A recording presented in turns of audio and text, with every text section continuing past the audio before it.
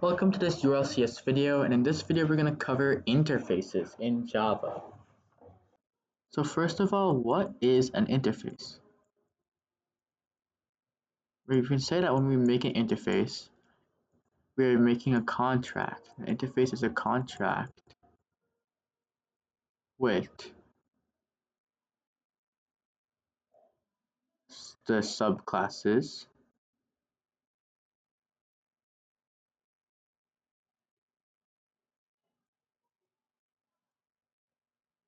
to add the interface functionality. So there's a lot of big words here. What do I mean by this? Well, let's start with stuff you may have already understand. If you watched our abstract class video, you know that you have an abstract class and an abstract method. Well, when you have an interface, you can say that it's composed of abstract methods. So when I talk about this whole idea of the contract with the subclasses to add the interface functionality, I mean how you have to, when you make a subclass, you have to implement the abstract methods. In addition, an interface itself is abstract. You cannot create a new interface. Okay? So with this simple explanation, let's create an interface right now. I'll get rid of this old code.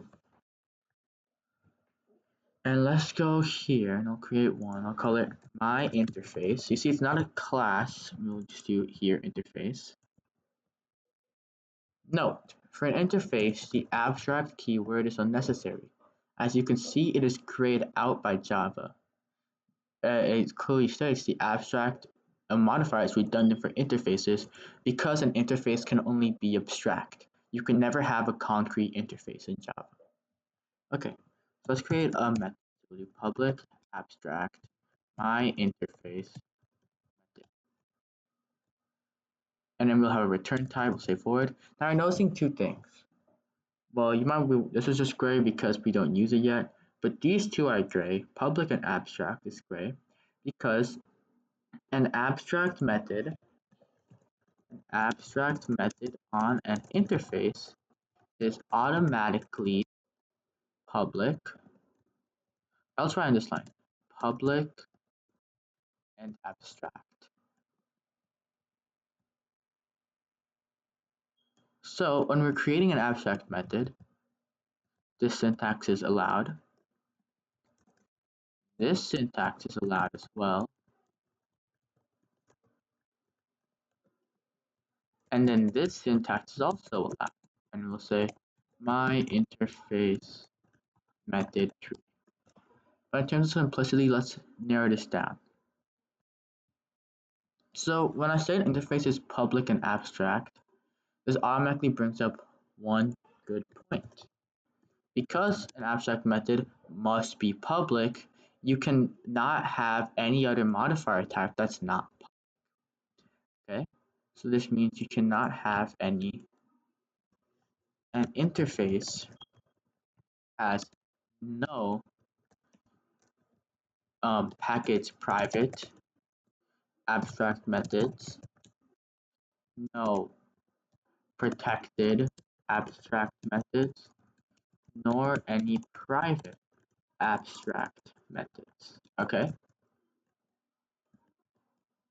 so here's our interface.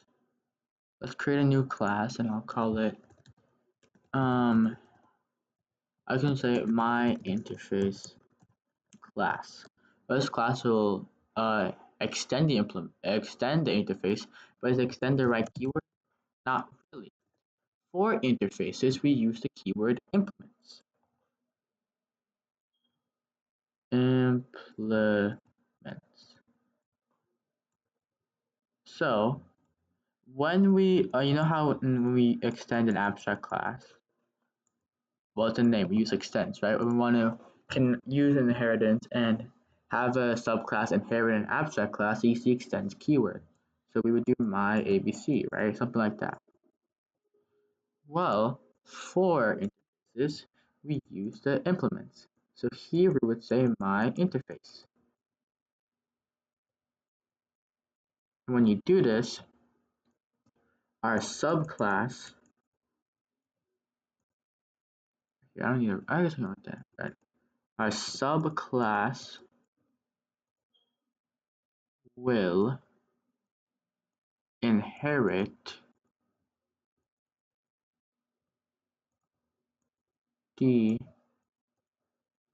interface features.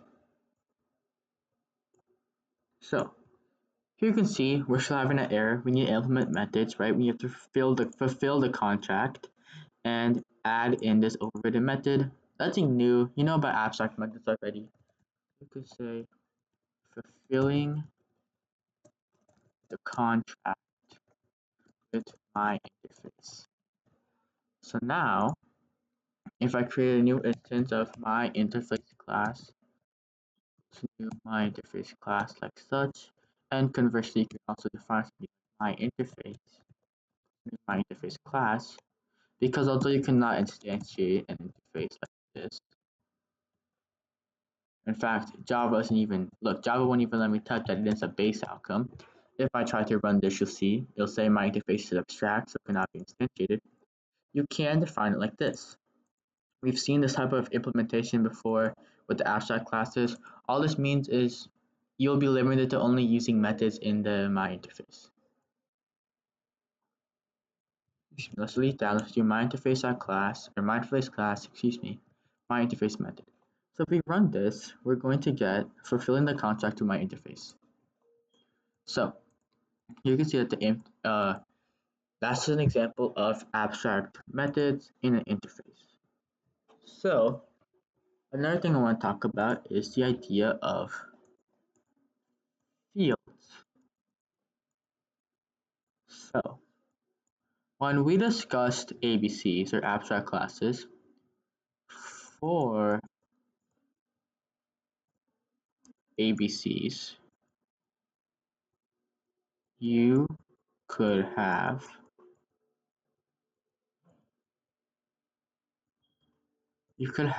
static, and you could have what's it called? I think it's called reference fields, right? For interfaces,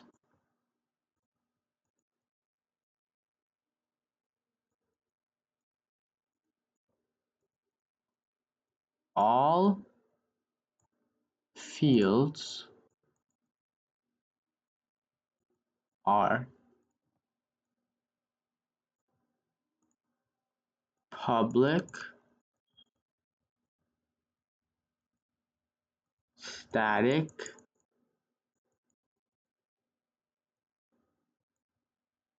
and final.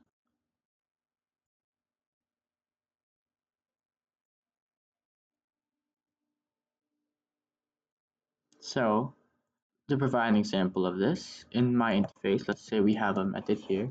I'll just say int my interface, or maybe we'll say string my keyword is potato or something, right?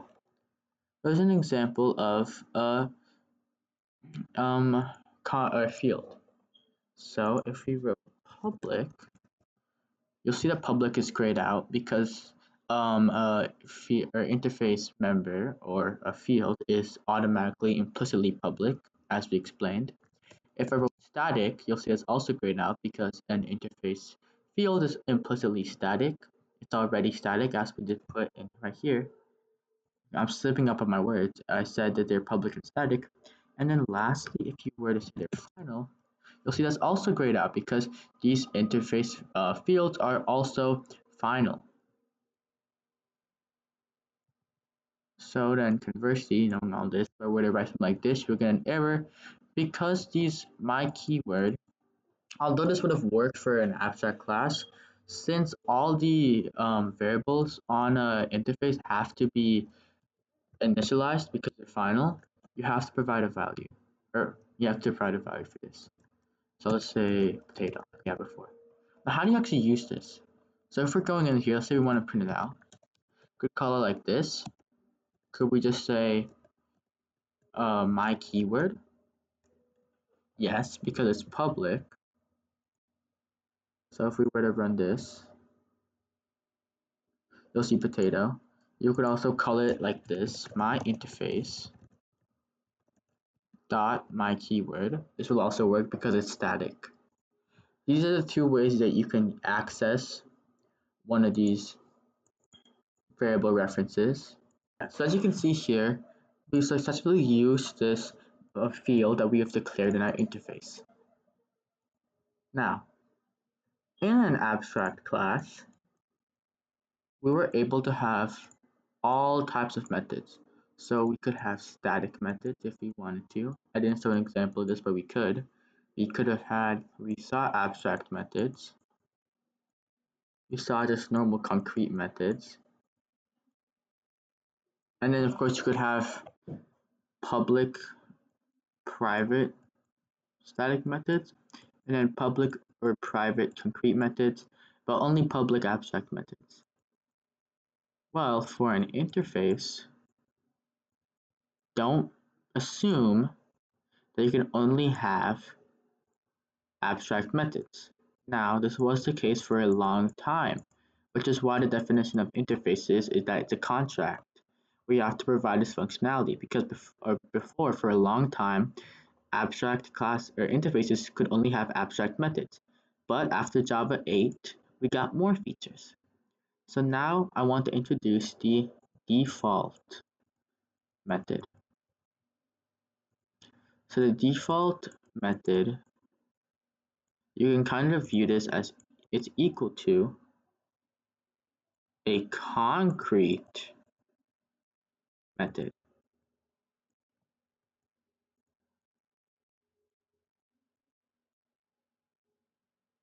On a class.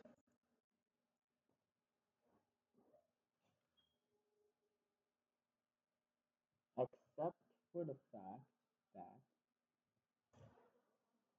default methods must be public. So let's examine this in code. So let's create a default method. So I'm going to type in the keyword default, my default method. And now look, if I try and run this, make an abstract method, we're going to get an error. Extension method should have a body. This default method needs to have a body. And also I keep forgetting my return types. It's going to be void. We're going to print out, look, mom, I can have concrete methods, right? So this is going to be our default method. Now look what happens when I try to make it protected. We are getting an error. Modifier protected, not allowed here. A default method can only be public. In fact, if I write public, you'll see it's grayed out. Modifier public is redundant for this because it's implied as public. So a default method is only public, okay? So if we were to go in here, how do we use this?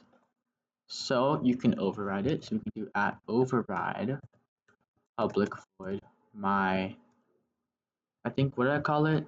I called it my default method. So we can write this. And now we can override and say overridden to default method. We can also call this default method. So we will call it by writing my default method. Now you're noticing an error here. You might be saying this is a perfectly acceptable way to call it, and it is if we were to call it with a different class. So if we weren't overriding this method, let's comment this line out, and we just had a different method altogether, different method, and I'll delete this. You can see that calling a default method of an interface is perfectly acceptable this way. And you know that makes sense because what? This is a public method, so it makes sense we can call it like this. We don't have to use super or anything, right? In fact, even using super itself kind of causes an error because interface itself is not a class. What we have to do is call it like this. So we will say MyInterface.super.myDefaultMethod. It's kind of weird syntax to think about.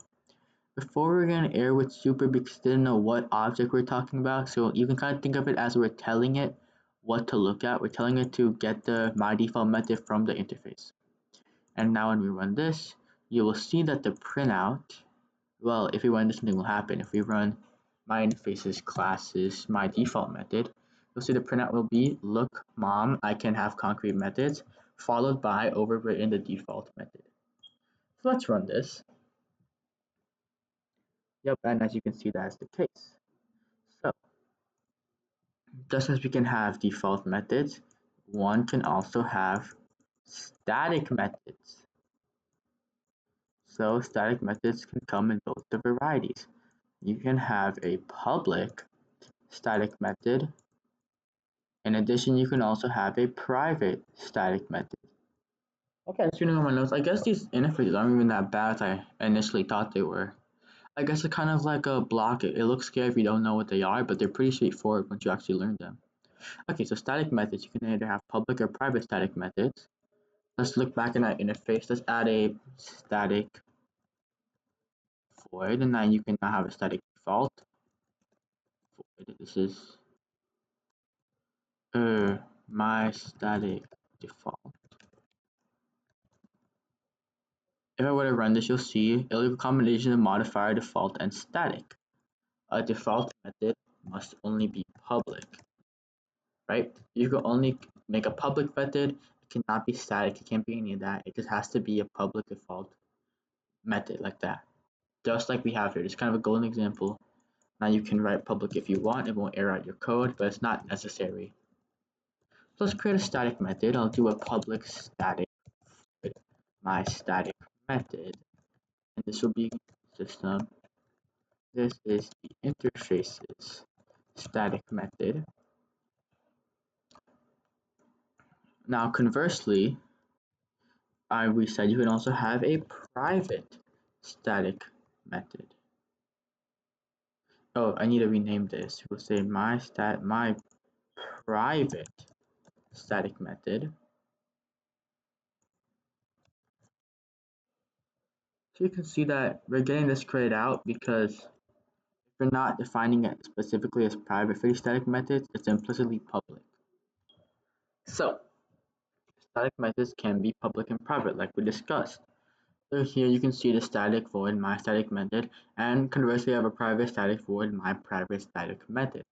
If we were to try and call it here, so let's create a new method in MyInterface class. I'll call it public void runStaticMethods.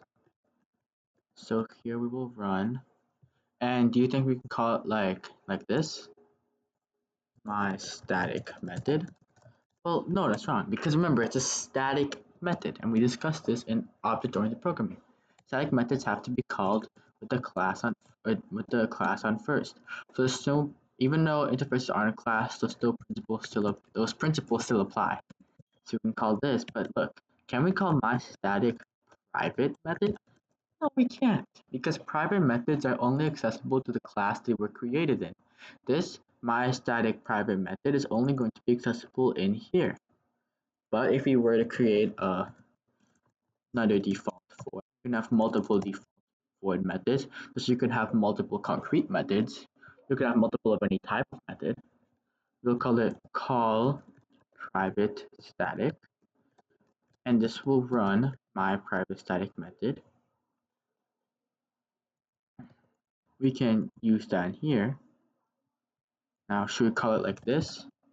No, not really, because it's not a static method. It'll even say here, non-static method called PrivateStatic cannot be referenced from a static context.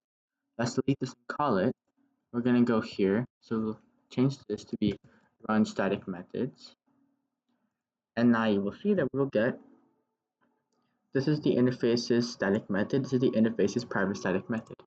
And maybe one thing I want to do here is say, make this one calling PrivateStatic method, and now when we run that, you'll see we're gonna get calling PrivateStatic method. And the last thing I want to talk about is what happens if you want to have just a normal private method. So we talked about static, we talked about default methods. So you can kind of view it like this. Default method replaces the public concrete method, and then your static methods are just static methods, right? But then that leaves you with something. That leaves you with the private concrete method to replace.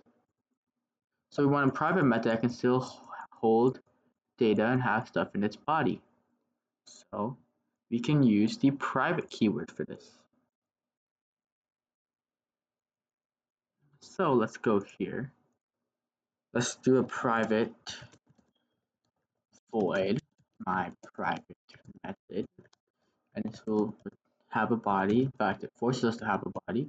We will say this is the interface's private method. Dun dun dun! With triple exclamation marks. It's super private. We can use grammatically. Okay, this would be like this, and same with this. That's not what I was intending to do. So can we run the private method here? No, you don't see that on here because it's a private method. It can only be called in this class,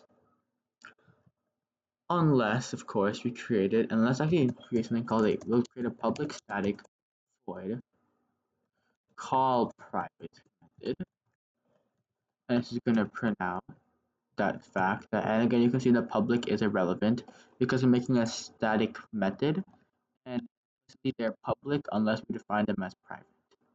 So we will just print out calling private method, so not private static, just private, and then we will run my private method. And also, you might be seeing an issue here. You might be wondering why we're not able to call this. Again, it's because we're using a static method, so I'll make this a default. Remember, if you're having a static method, you can only call static methods from it, and vice versa. If you're having a default method, now you can call static methods from a concrete overridable method, but you can't call concrete overridable methods from a static method, because static methods are supposed to have a disconnect from the references and such. So if you have a reference type of method, then it can kind of throw it off, and it can make static have a connection now, which is not really what we want when designing objects. But you already learned about that in the object-oriented programming video. So yeah. So let's call this here. Let's do MyInterface.callPrivateMethod,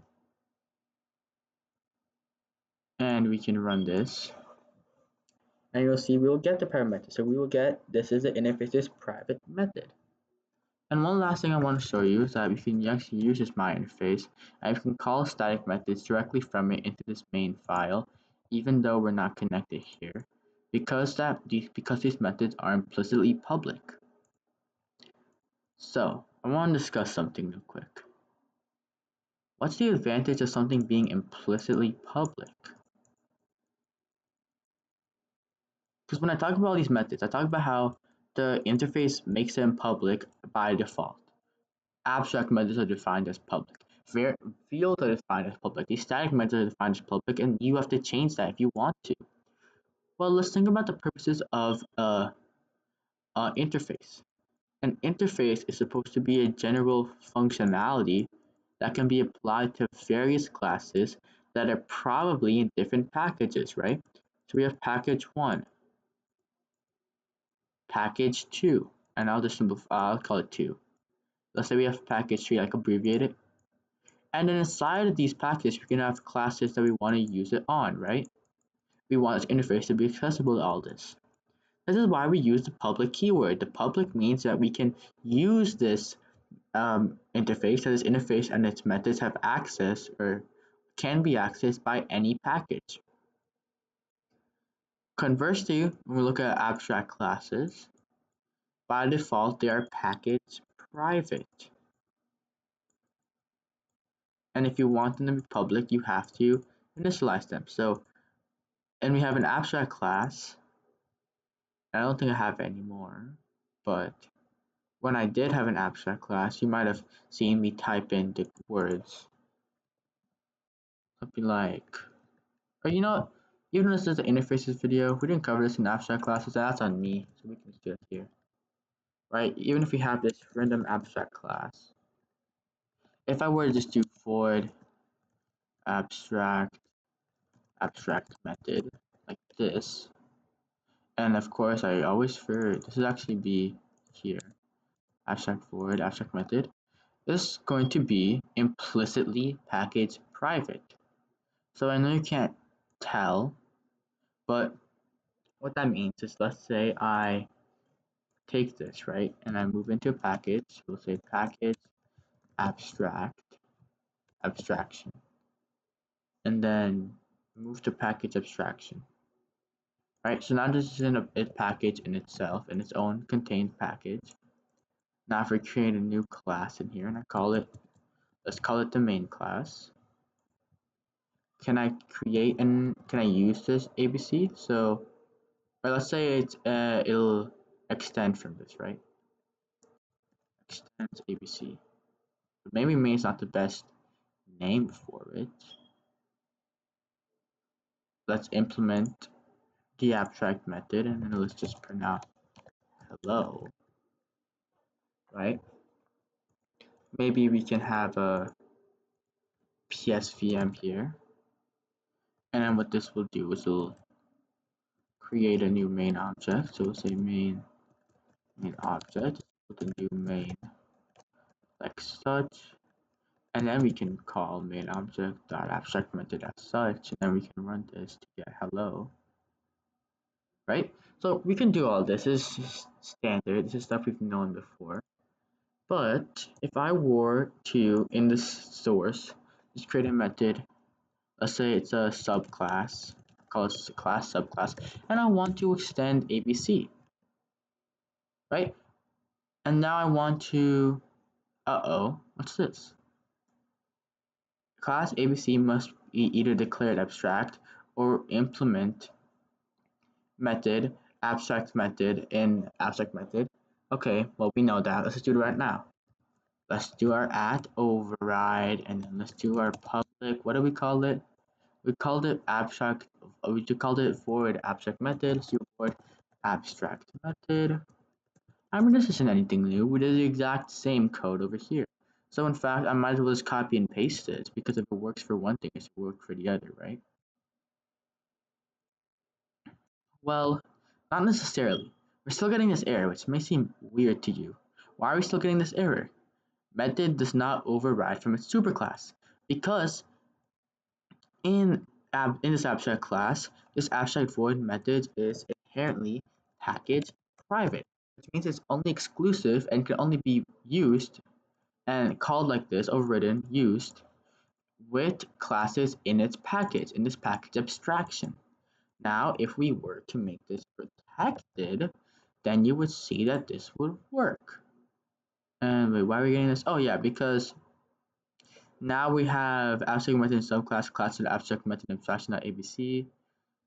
So this is a little bit of an error because you are calling this on two separate classes now that even have the same type.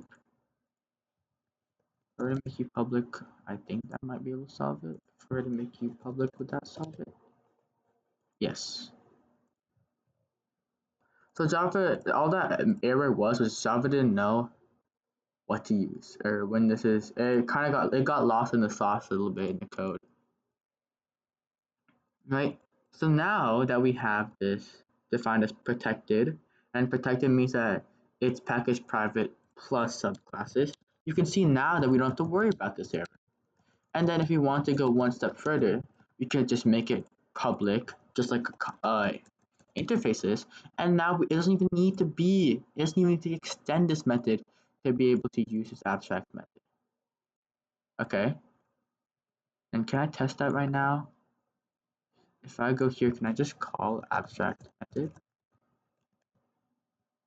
Or I think what it is more like if you were to create a MyInterface.